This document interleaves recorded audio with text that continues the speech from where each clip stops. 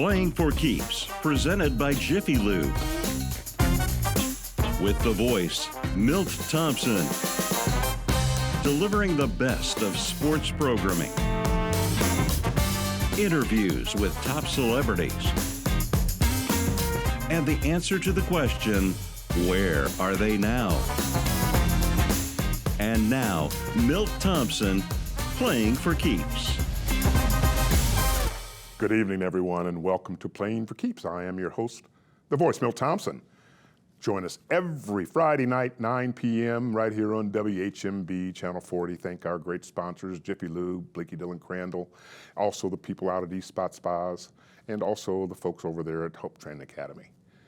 But Jiffy Lube, you go use them, guys. They will change your oil, and they'll do other extremely necessary services as you're tuning in, watching the best in sports programming that we have right here in Central Indiana, as well as across the globe. I want to thank you personally for your letters and your writing and calling in and letting us know that this is the kind of sports programming that you want and cherish, and you also let our sponsors know that you want this kind of programming. Well, you know, we've had great guests. Guests that you all heard of. We talk about sports for sure, but we really dig down deep and talk what goes on in the human psyche, what goes on beyond the scenes, what goes on off of the courts, off of the fields, off of the ball diamonds. We talk about real people, about real things and real things in their life. As you already know, once a month, we're going to do a special called Where Are They Now? Well, this is that show today about where is he now? And we're going to be talking with the venerable one. His name is Dean Biasucci. I know you're saying, I've heard that name. I know that name. My gosh, yes. He was the extraordinary, venerable kicker of your Indianapolis Colts, and he's pretty good too. And not only that, the man is, Mr. Handsome, extraordinary, movie star, businessman, got all kinds of things going on. So we're going to spend the next half hour here on Playing for Keeps talking to the venerable one, Dean Biasucci. I don't know if it's left foot, right down the middle kick. That's what we're looking forward to doing this evening. We'll be right back here with Dean Biasucci on Playing for Keeps. Playing for Keeps, presented by Jiffy Lube. Playing for Keeps, presented by Jiffy Lube. And welcome back to Playing for Keeps. I am your host, the voice, Milt Thompson. And this is the show that we promise you once a month. Where are they now? And here he is right now, the venerable one, Dean Biasucci. Dean, it's so good to see you, my friend, and welcome to our show. Thank you, Milt. It's always good to see you. I wish I could be there with you. Well, you're with me in spirit always, because I've prided myself not only on having superstars on this show, but more importantly, having super people on this show. And you are certainly in that category as a dear family friend and a dear football playing friend, but a friend of everybody here in Central Indiana. They've seen you on the big screen. They've seen you every place else. They also saw you for a long time kicking footballs. But before you got to the Colts kicking footballs, you had to earn your way. Kickers don't just barge in and get drafted all the time to get on a professional team. Tell us about your journey up the tall slope of getting into professional football. Well, you know, my first step there was in 1984, with the year they moved from Baltimore to Indianapolis. Raul Alegre was the kicker. And he got hurt after the first game of the season in 1984. They brought me and four other guys in, Billy Capice, Chuck Nelson, Joe Cooper, and a slew of, old kicker guys. And they decided on me that day. We kicked a bunch of field goals and kickoffs. And an hour later, they said, you'll be traveling with us this Saturday to Houston. So I made the team. I thought I would be there for 3 or 4 weeks until Raul got better. And then they would just cut me, but they kept me for the entire season. And the next season, they said, we can't keep both of you guys. We're going to have to let one of you go. They let me go. I sat out in 1985, didn't kick for anybody. Came back in 1986, competed with Raul. They said, it's going to be just you and Raul. I show up in training camp, there's like 6 kickers. So I ended up making the team and playing for 9 more years in India. And there was wonderful 9 years. I wish we would have won more games while I was there. We had a lot of losing seasons, but made a lot of great friendships and had a lot of fun and lived a dream. Well, that was 37 years ago, Dean. Do you realize that? The only reason why I know that's when my daughter was born, who became good friends of your family because you lived in near proximity to us. And recall not too long ago that you brought your daughters who hadn't seen me in over 30 years when they were just young tykes when they left our neighborhood. And they were remarking, my goodness, you know this guy too. So tell us about your family and what they're doing these days, Dean, as we're looking back at your great career in life. Well, I have two daughters and a son. My daughters both live in the New York metro area. They lived in the city, as did I until about 18 months ago, until the pandemic hit. I was living in the West Village. Both my daughters were. They're both in the arts. They both went to art school in Savannah College of Art and Design. And so they do graphic design work. They do music. They're involved in music and design, and they're in the arts world. They like what they do. They're creative. And that's, when I go up to the Northeast, that's who I go visit with their mom up there. And my son lives right down the road from me. He just got his contractor's license, and hopefully he'll start building some apartments alongside his dad, which is what I'm doing now. So the family's good. Good. We're going to get into what you're doing now, other than sitting in the sunshine in southern Florida, while many of us here are still have to wear heavy coats. But that's okay. I know that you, as a former professional football player, tend to follow what's gone on with your old Colts that you spent a decade with. And also a lot of the players that you played with. Talk about some of those other than Biasucci and Allegre or, vegetable soup. Well, I don't keep in touch with a lot of guys. I keep in touch with Ron Stark a little bit, Don Mikowski. I've been out to California. I actually lived out there for about 10 years after I retired, and kept in touch with Dwayne Bickett for a little while. But I follow them on Facebook, and we do some casual, but I don't get together with a bunch of old teammates. I live in Charlotte, North Carolina, and there happens to be a lot of former football players. So I hang out with a lot of former football players, except those guys I was competing against. So Charles Arbuckle is actually there. He's in Charlotte. I see him around occasionally. Right. Oh. Right. Well, you spent quite a bit of time here in Indy kicking footballs.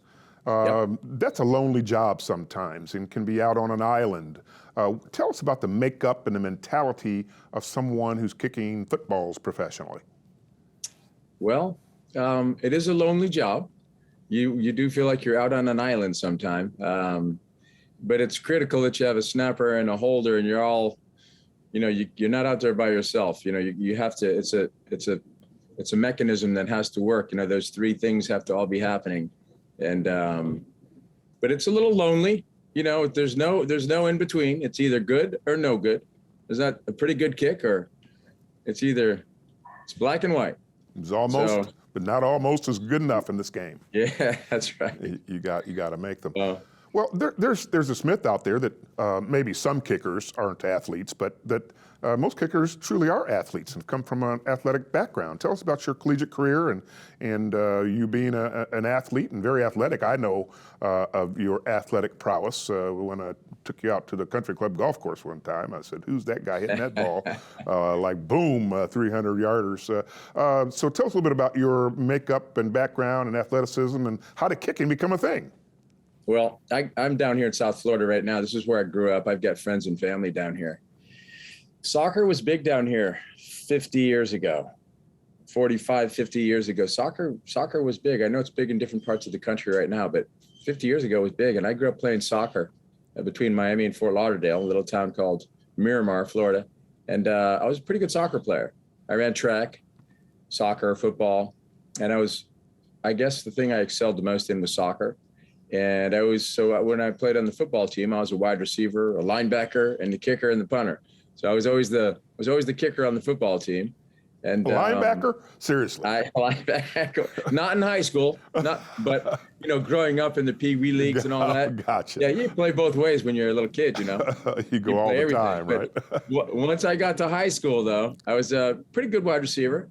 I played alongside the guy, and the other wide receiver was a guy named Jesse Bendross, who got drafted by the Tampa Bay Buccaneers, played for Alabama, and then went to the Bucs. And so we had a pretty good high school football team. But soccer was my passion. I loved playing soccer, and so I was always I excelled as in kicking because I was so passionate about soccer. I was like, it's all those repetitions, So how that translates? Somebody see you kicking soccer balls and say, we need some help over here at the football team, and tell us about your college days in football. Well, I was a wide receiver and a kicker and a punter in high school. I got offered one scholarship offer to play college football. It was from Western Carolina. I accepted the scholarship. I thought I would be able to play soccer too when I went to Western. They had a decent soccer team, but unfortunately, they couldn't afford to lose me on the football field to getting injured in soccer and lose me for football. So I wasn't able to play. They kind of jerked me around a little bit on that. I would have liked to play soccer, but I thought maybe I could even play wide receiver. But I think I went out for a couple of passes and got hit one or two times. I said, no, I don't think so. I think I'll use this golden toe. I think I'll kick. Think I'll kick. Yeah. So do they have a special teams trainers or special teams coaches that actually have kicked before, or did you emulate, or did you have to watch film? What did you do to learn how to kick a football between a goalpost? Yeah, they didn't have anything like that when I was growing up. They didn't have kicking camps, and everything wasn't so specialized as it is today. The kids are growing up now. I mean, when I was growing up, nobody was just purely a kicker. Everybody did every other position. But today, it's much different, as you know. Everything's so specialized. I didn't have a kicking coach, not even in college. My coach would just say, keep your head down and follow through. That's the only thing he ever said to me. Head down and follow through. And if I ever missed a kick, he thought it was because he tied my face mask to my shoulder pads with a shoestring, so I wouldn't look up. So I'm having my I can't kick like this. So that was the early on technique and the beginning of specialization at a skill that they call it skill positions now. But they also draft kickers. They also believe that kickers can actually be a part of tackling and what have you, but they still don't want them getting injured. So tell us a little bit about your kicking career, the successes you had, some of the biggest moments that you had kicking. Can you remember some of those, Dean? Well, I think probably the biggest moment I had was because I grew up down here in South Florida. We were playing the Dolphins, and I believe it was in the Hoosier Dome at the time. It might have been the RCA, but it was the Dome. And we're playing the Dolphins, and we beat them, I think, with a last-minute field goal. But I'd kicked 5 that game, and 2 of them. So we beat them 15-12 or 15-13, and 2 of the field goals were over 50 yards, which at the time was tied an NFL record. I think I was 5 for 6 in the game, and I think the one I missed was over 50. Had I made it, I would have obviously broken that NFL record. So that was kind of a highlight on a personal best. And the fact that I did it against the Dolphins with all my family and friends watching made it a little sweeter, Well, that tells you the importance of having an offense, right? Yeah. That didn't have much of an offense. You're kicking 50-yarders to win games, put perhaps a little bit more pressure on the kicking position. But the good news is that you were kicking in the NFL, which provided you a framework and hopefully a few paychecks that allowed you to look forward to some succession planning in your life and in your career. I want to talk a little bit about this acting gig, because I know that we spent some time talking about acting, and we talked a little bit of time kicking off your career, spent a little time with you and your family out there in your West Coast abode, and I want to hear a lot more about that as we're going to continue talking to the venerable one, Dean Biasucci, when we come right back here on Playing for Keeps. Playing for Keeps, presented by Jiffy Lube. Playing for Keeps, presented by Jiffy Lube. And welcome back to Playing for Keeps. I am your host, the voice, Milt Thompson.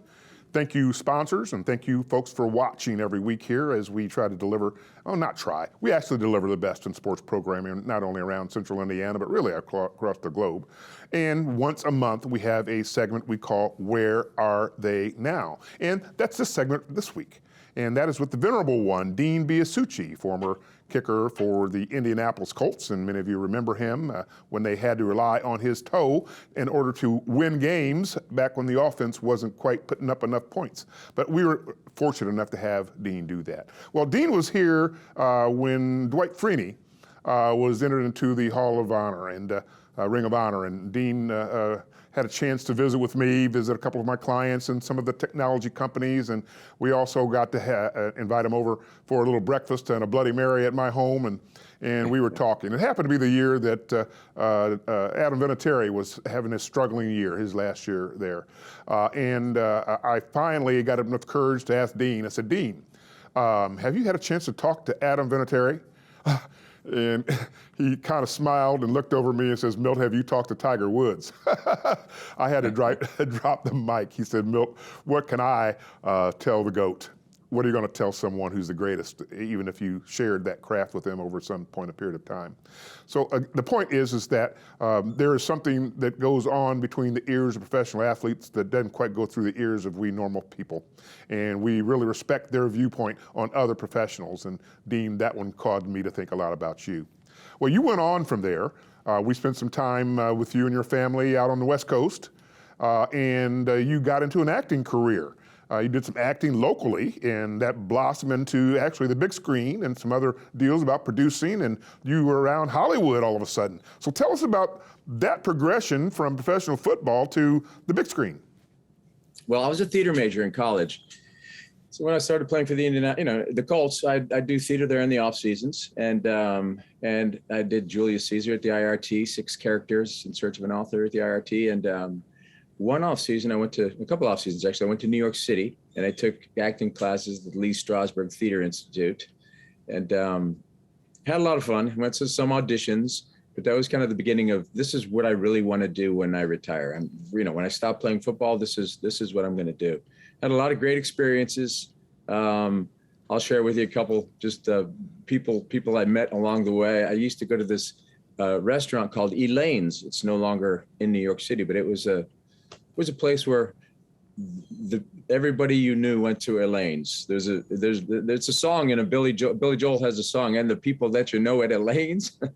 And anyways, a friend of mine was a big publicist. He used to invite me to dinner there all the time. And Woody Allen would come down and sit down with us. Joan Rivers, Walter Cronkite, Al Pacino. I got invited to have dinner over. So just some great experiences, having dinner at his house and playing touch football in the park with him and his, a couple of his friends, and just fun stuff like that. And, studying the theater in New York and being around doing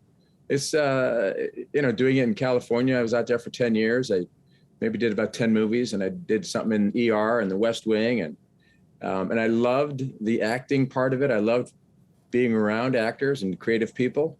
But what I did not like about it was the business side of it, the going to auditions, so that's what finally did it for me. I was just disenchanted with the business of acting. I think for its pure aspect of going into the theater, going to rehearsals, being around all your pals and playing. But I didn't like the business part of it. Well, that's a lot to be said about my profession too. It's hurry up and wait. Looks like it's fun in trial until you wait for have another continuance, and you wait a little bit longer, and then you go and you hurry up, then you wait a little bit longer, and you're also dealing with the business aspects of it. And business aspects of acting takes on the world of like sports, but agents and other people speaking on your behalf and trying to tell the story for you. What was your relationship like with other people that are around it? Because they're name dropping these big name stars. You've been name dropping a couple stars here, the Al Pacinos of the world. What's the relationship and the inner workings around that was good, but other parts that led you onto other things? Well, the part that I liked about it was actually doing the work. being in the rehearsal space, being around the other actors, working with the other actors, talking about our craft and experimenting and in class doing workshops. But none of them like the business side of it. So we're all kind of on the same page there, but some of them, I guess, like it enough to keep pursuing it. But I wasn't going to spend the rest of my life looking. I just didn't like continuously looking for acting jobs. I didn't want to act that bad. I acted in a play about 3 years ago. I went to Wyoming. I auditioned for a play in New York City. It was a new play, and they were having a theater festival in Wyoming, and it was a new play theater festival. And I got cast in this play. We took it out there, and I had a great time. But I was doing the thing I love to do. I was recommended for the role, so I auditioned for the writer and the director. So it wasn't like I was just out there doing a bunch of random auditions, trying to land. It's like throwing darts. Right. It was more of a specific, hey, I got a guy for this I think is right. So I went and auditioned, I got the part, and I was out there for a month in Wyoming, and it was a great time. So notice you got a credit on an agent's show. Jerry Maguire, tell us about that experience as an extra there. Yeah, that's forgot about that one. That was an interesting experience. My sports agent was Lee Steinberg. And I was at a Super Bowl party of his in Atlanta one time, and Cameron Crowe, the director of Jerry Maguire, Fast Times at Ridgemont High, very, brilliant writer, director. He was doing this movie called Jerry Maguire. At the time, he told me Tom Hanks would be starring in it. He goes, why don't you be in my movie? I said, no, I don't want to be in your movie just because you're following my agent around. Okay. But I'll audition for it, if you let me audition for it. So anyways, as it turns out, it ended up being, Tom Cruise. And they flew me out. I did a little audition. He flew me out, and I was in the movie. I got the part. Tom Cruise calls, and he's trying to keep his clients, but they're leaving and going to the other agent, Sugar, I think is his name. I was one of those phone calls where he says, well, I want you to stay. And but that got cut out of the movie. So I never made it in the movie. But I got that because he had me in the bachelor party scene. I was with Warren Moon and a bunch of former NFL guys in this bachelor party scene. And I'm still in that. And then Cameron knew I was an actor. So he said, Dean, raise your hand. I want you to come over here. The room was crowded with a bunch of actors and extras. He wanted to put me right in front of the door where Tom Cruise was walking in, so he'd get over my shoulder. So I'd be in the shot. You were in the shot. So I was in the shot. He wanted me in the shot. He goes, come over here. I want you to stand here because Tom's going to walk in this door and I want you in the shot. So I said, great. So we do the shot. He goes, hey, Dean, come here. He goes, are you having fun? I go, yeah, that was fun. I go, hey, Cameron, do you think I could have a line? And he goes, we need to do that, don't we? Well, from kicking footballs to the big screen, the venerable one, Dean Biasucci, now involved in so many entrepreneurial efforts that's hard to mention. We're going to have to get him back on our show so we can start talking about his construction businesses that he's in with his son and his apartments and his real estate activity. But Dean, I miss you, brother. It's so good to have you here on our show. Thank you so much for taking time out of your crazy busy schedule. Soak up a lot of sun in southern Florida while we're still here freezing, but we're okay because we'll always relate to the venerable one, Dean Biasucci. Come back here this time next week, next Friday at 9 p.m. and watch another version of Playing for Keeps.